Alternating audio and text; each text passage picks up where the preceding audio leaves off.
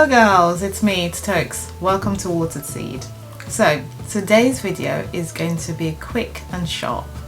Now, part of my decision for 2022 is, rather than waiting for long content videos, is to be able to record really quick, short thoughts that come into my mind.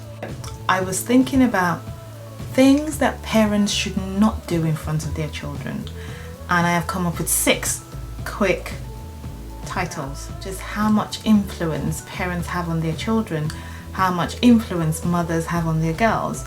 And I thought this should be something that I could put out there. Perhaps you could have a think about it.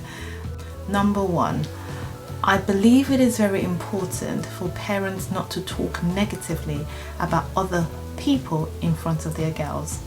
Because number 1, we're teaching our girls, we're teaching our children that it's okay to act that way towards their own friends.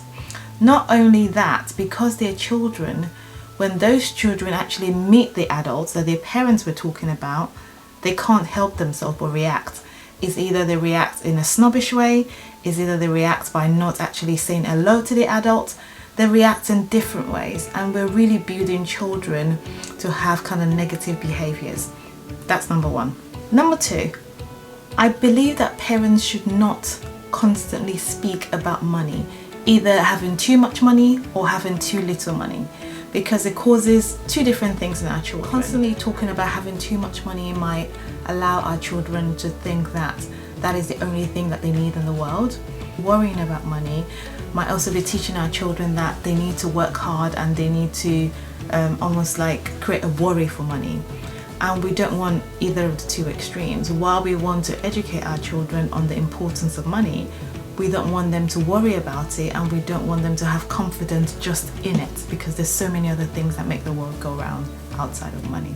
Number 3, as parents, we cannot be fixated on social media or any form of gadgets, because the idea is that we don't want our children to be addicted to social media of any form. Phone, texting, WhatsApp, I count all of it under social media.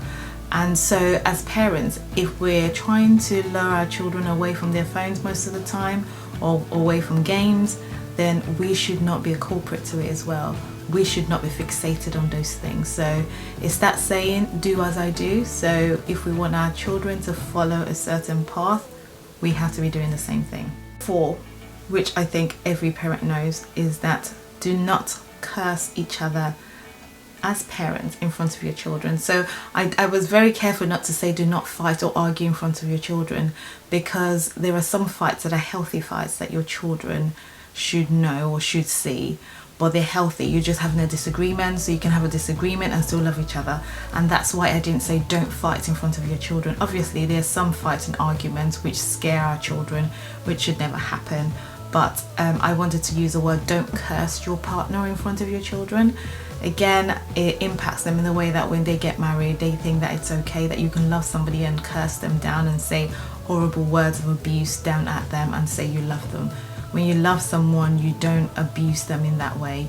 You don't say words that hurt them, because you think before you speak. So the idea is that if we don't do it, they will grow up into their own environment, understanding the fact that my mom didn't do this, my dad didn't do this, I won't be doing it. They won't really even pick it up because we never did it. So the idea is that, again, is not to curse. 5, as parents, we have to take our job a bit more seriously, and I feel like when we have children around us, there's a way that we behave that they emulate. So this particular title is when parents show a lack of empathy towards underprivileged children. So you could be watching TV and see a certain background of children on TV, or their parents, and they have no money, and you could make comments like, oh, to go and get work to do and stop begging. Or I'm just making an example of a statement that someone could say. Now, when we show a lack of empathy towards underprivileged, we're really stripping our children of empathy. We're making them feel that what they have is because of the fact that they deserve it. But sometimes life is a case of, just favour and just the fact that you're just lucky. Sometimes it has nothing to do with how much we've worked hard, and we need to be able to teach our children to understand that they need to have empathy towards other people, because some people are out there giving it their best, working out every day, and they're not wealthy, they're not rich, they're just poor.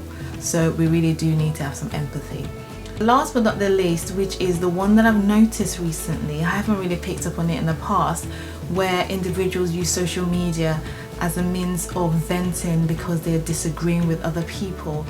I feel like generally as a person, if you have a misunderstanding with someone, I feel like you need to either be able to approach them, send them a text, give them a call, let them know exactly that they've hurt you or they've offended you.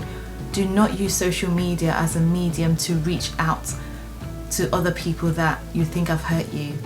Cowardice is not a virtue. Courage, honesty is the virtue. So really we should be helping our children to understand that if they have disagreement with other people, they can reach out to them and speak up in regards to how they feel, and not use social media as that medium. Okay, that is me done for today. I will see you next week. Bye.